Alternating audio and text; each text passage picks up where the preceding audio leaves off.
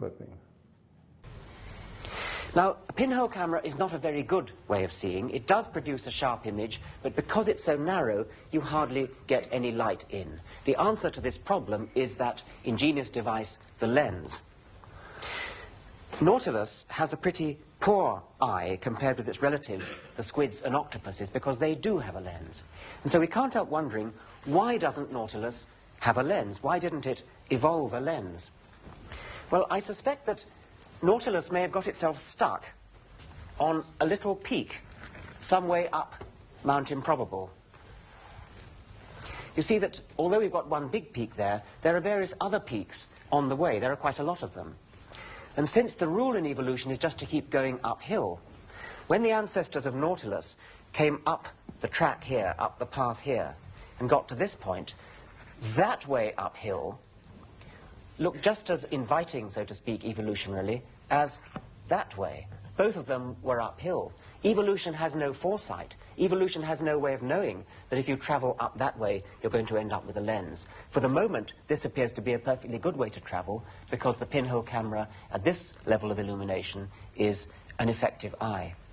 So I wonder whether perhaps Nautilus has got itself trapped on top of this little hillock and is now unable to escape, because escaping would mean going downhill into the valley, and the one thing you cannot do on Mount Improbable is ever go downhill.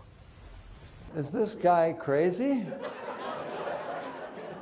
Oxford professor, reputation of one of the great geneticists, writes book after book, he's honored.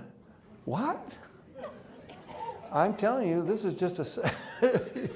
You can't stop laughing. This is just a tiny sample. He has built a worldwide reputation as a great scientist, supporting evolution on what?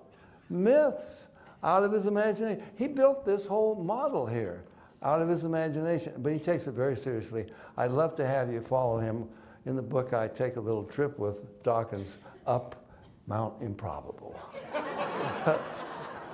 But I explained that before you can even get to the base of Mount Improbable, you got to pass impossible swamp and unscalable cliff. I'll tell you a little bit about it, but anyway, we do have a little fun. Listen to this. Darwinian evolution proceeds merrily. I'm quoting Dawkins, once life has originated. But how does life get started?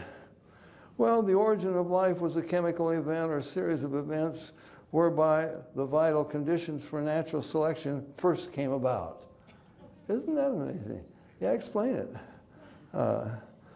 So Darwinism doesn't explain the origin of life.